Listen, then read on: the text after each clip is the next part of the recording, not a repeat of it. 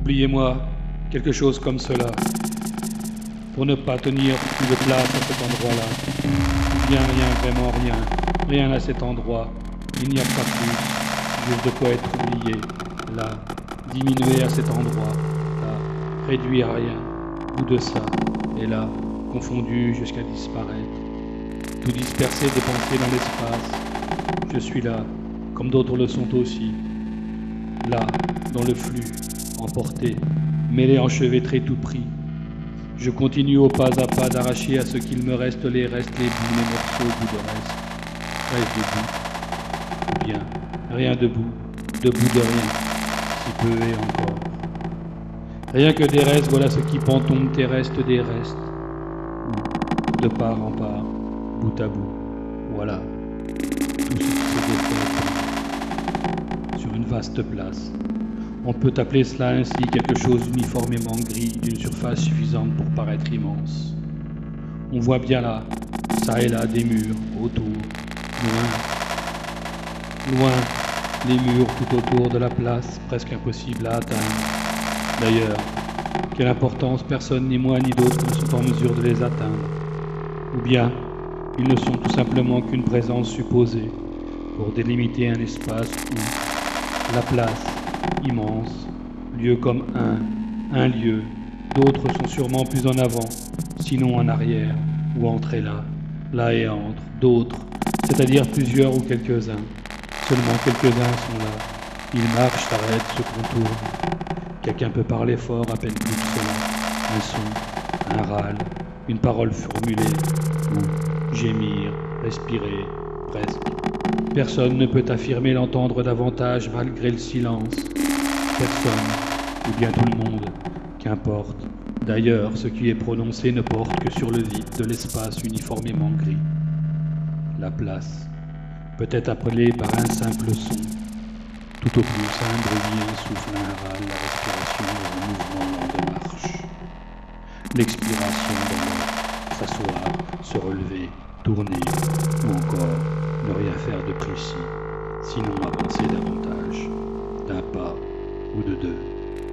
Quelqu'un peut avaler sa langue nous souvent par le trou de sa bouche, ou bien il la noue dans les restes de son gosier, l'écrase sous la pression intense de ses dents, la mâche infiniment sans d'autres possibilités. Pour ne plus rien dire, avoir à dire, de toute façon se taire contraint et plié sous le poids du gris uniforme d'un langage impossible. Quelqu'un peut se perdre en l'absence d'autres repères que lui-même, se perdre infiniment et le gris tourne en lui dans l'immensité de la place. Et lui cherche dedans ou dehors, hors de lui, ou en dedans de lui un point, une trace, une ligne. Ses yeux fouillent devant le loin, au-dessus le ciel, au-dessous le gris, autant pour lui, rien qu'un espace uniforme.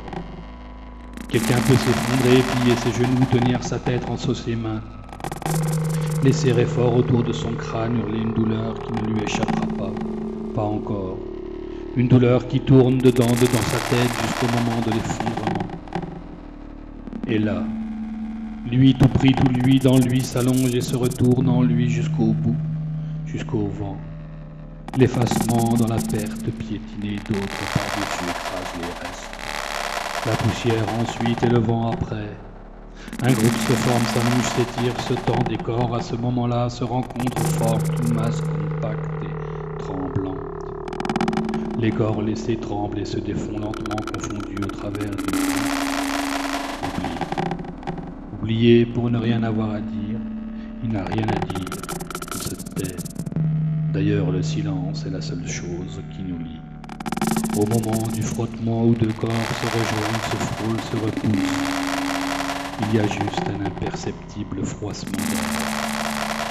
Tous absorbés, tous dedans, tous absorbés dans le dedans, à l'intérieur d'un creux laissé dans le vide, laissé entre nous. Il y a le creux et le vide laissé, un interstice, écart possible pour disparaître, oublier et disparaître, l'absence et le creux. Dans le creux, il ne reste rien. Dissolution à l'endroit même où la place surface grise remonte, enveloppe et confond. Dans un même temps de l'épuisement, jusqu'au bout, le souffle de la dernière mort. Dans la chambre, puisqu'il s'agit d'une chambre, au moment clos du dormir, puisqu'il s'agit de dormir, ici ou maintenant, tout reste à venir dans le dormir, d'en avoir à faire qu'une seule chose, s'approcher au plus près de ce qui semble s'éloigner, à demi retourner dans le blanc des plis, dessus, dessous, quelque part entre, un bout d'étoffe noué tout autour, serré étroitement, replié, tête, bras, jambes, entre sexe écrasé, tête enrubanée, reste entortillé, emmêlé, bras, jambes attachés, contraint dans la posture impossible d'un corps désarticulé. Dormir dans le silence et le corps tordu ne tient plus. La douleur traverse le milieu alors se voiler. Dormir quand rien n'arrive plus. Noué dans les plis, plié, vrillé en vrac un sac, hermétiquement lacé d'où rien ne s'échappe. L'air, tout juste à peine un filet pour tenir son plus. Suffocation dans les plis au moment du dormir. Se retourner encore, étouffer davantage, faire un tour dans un sens autour de soi, un autre sens, chercher un sens pour sortir, en sortir pour dormir, puis, finalement, augmenter l'effet de resserrement, dormir, la nuit, l'obscurité dans l'espace clos de la chambre, ce qu'on peut appeler nuit, l'obscur par exemple, à ce moment-là, oubli du dernier pli. Loin, derrière, loin, jeté en arrière, balancé dans le vent loin, car souvent le vent pour défaire se lève de derrière, de loin derrière. Certains peuvent s'accrocher à d'autres, jusqu'à former une masse compacte de corps agrippés les uns aux autres. D'autres, seuls et eux-mêmes, s'envolent, virevolent, tournoient, se cognent, tête contre tête, membre contre membre, au choc. Le bruit, les os se brisent, les têtes éclatent, se vident, vite dans le vent, tombent, se disloquent. Reste sur le sol gris de la plage quelque chose d'innommable. Des tas, petits, faits de restes, débris et morceaux d'autres d'éclatés. Os, oubli de rien. Rien n'est à oublier. Ici ceci, quelque part cela, du vague. Impossible d'en saisir l'exacte teneur. Ici, près du feu. Pourquoi du feu? Parce qu'il fait froid, on l'a allumé, avec des morceaux de débris, des bouts tombés d'en haut, près le vent. De quoi saisir les corps transis, trembler devant les flammes, puis rire de chaud. Danser, puis hurler plutôt que geindre et plaindre. Hurler, danser autour.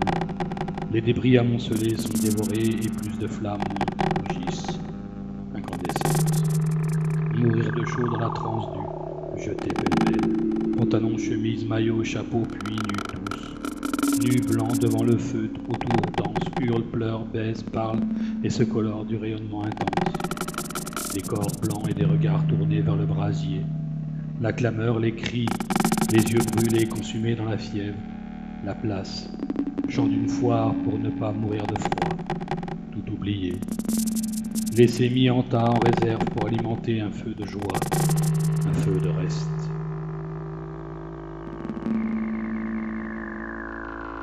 Oubli infect. L'autre, je l'attends mourir sa mort, le mort, je suis là. Et lui là aussi couché mort, ouvert, laissé béant sur le dehors dans le voir. Je le vois lui, visage parfaitement détendu, lissé blanc, les yeux, peut-être derrière les paupières closes. Parler au corps nu, beau, livide, parler avec des mots qui ne résonnent plus. Décortiquer les mots désincarnés, murmures plein tout bruit. Du dedans retourné, noué, autour de la mort, borborique méructé, à même la chair fine, lisse et blanche, disposée à la pourriture. Parler du dedans pour dire du dehors le dernier lieu du dernier mot.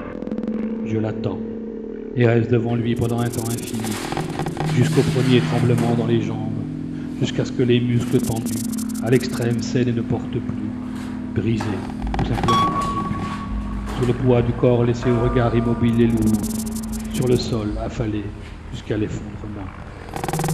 Bien plus près de lui, allongé maintenant dans un sens qui lui donne son sens, en m'effaçant doucement derrière lui à l'horizontale, lui, mort, quelque chose comme cela.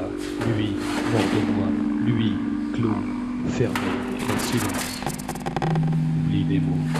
Rien à dire, nous avons commencé par ne rien avoir à dire. Pour parler de rien, il a fallu se taire et se défaire tout entier. Nu, presque rien dessus. La peau, tout juste assez fine et translucide pour laisser au travers passer la lumière. Faire voir l'architecture tenue d'un corps d'os, structuré pour la nécessité de temps dessus. Au départ, silence. Se défaire dans le dire, le dédire, pour ne plus tenir. Se décrocher de la potence au feu, décrocher l'être de ce droit de moi, pour libérer les flux liquides. La pensée maintenant dépensée, au rythme des diffusions, pour ne pas tenir dans le dire. On tourne autour d'une chaise, chacun la sienne, 2 chaises, pareilles, 4 pieds, 8 en deux, une assise, un dossier, les deux collés dos à dos, pour ne pas avoir pour dire en face, l'autre le pesant poids sur la chaise du derrière. On tourne, puis on contourne, on s'assoit et l'on se relève. On fait mine d'ouvrir la bouche, on s'inspire, on s'expire. Le souffle s'échange dans le râle, face à face debout, poing serré, prêt à tuer pour dire, les dents crissantes, sous l'action nerveuse des mouvements des mâchoires. Un mot ou quelque chose comme cela peut échapper. Un son, sinon rien. Un son strident, frottement de l'émail sur l'émail. La tête et la mort au moment des 2 yeux, comme 2 trous, par où l'un et l'autre se jettent au-dedans de l'un de l'autre. Un murmure, à peine audible. En même temps, la chaise est vivement secouée, elle claque bruyamment sur le sol. Le bruit résonne dans la pièce et couvre rapidement l'essai. L'essai, toujours peu crédible. Nous n'y croyons pas. La rage, les dents, l'écume, dans les yeux, les poings aux tendons. Veines, enchevêtrées dans le nerf. Toutes nos tentatives sont des échecs. Lever le bras, pointer les poings, les tendre vers une possible direction. Pour dire casser, broyer, pour dire à l'autre, dans l'autre, sous l'effet éclatant d'éclats blancs, d'os d'émail pour dire oublier de dire, retomber bouche bée, juste entr'ouverte, la douleur, cracher les restes, morceau après morceau, le sang à venir, chaud et ferreux, sous la langue tuméfiée. Je ne pourrais pas faire marche arrière, retourner là, oublier parce qu'il est trop tard. Soudain, pourquoi la nuit? Comme par exemple absence de lumière ou diminution du phénomène lumineux, ou disparition totale du jour, noir dedans, noir dehors, tout confondu noir et dissimulé, caché dans le dormir mourir. La chambre est close, tout est enfermé là-dedans, les humeurs, l'odeur, l'attente, mais rien ne survient. L'attente est tout pris mêlé, embrouillé le long du drap tendu par-dessus. Caché parce qu'informe dessous, laid précisément laid, affreusement sans forme. En tout cas sans forme précise, rien que tas, dissimulé pour dire volume d'être dessous ramassé dans le même temps renversé dans les plis, à l'envers du drapé, sans forme précise.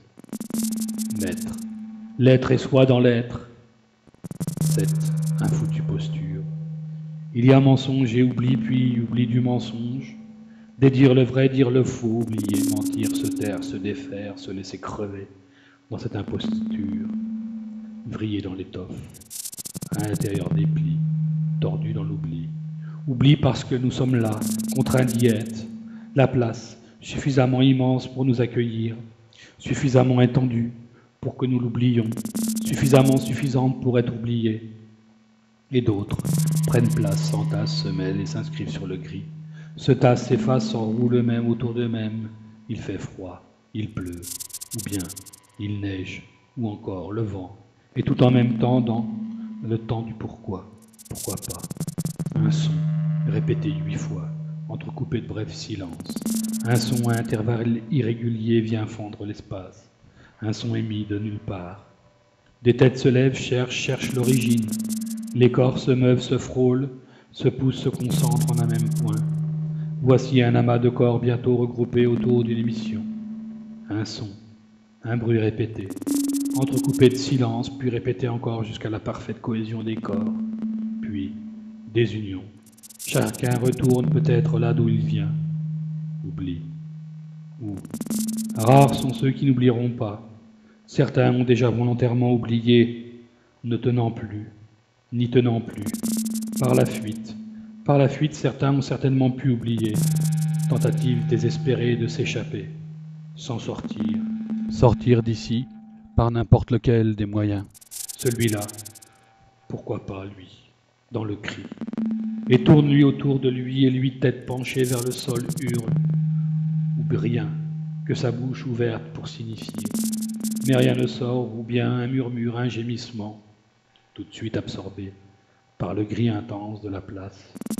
Lui penche vers la chute immédiate, lui tombe, tête lourde, tête contre le sol, s'enroule autour de lui-même pour disparaître dans ce qui n'a pas lieu d'exister davantage, le lieu du cri ou quelque chose comme cela, quelque chose d'impossible.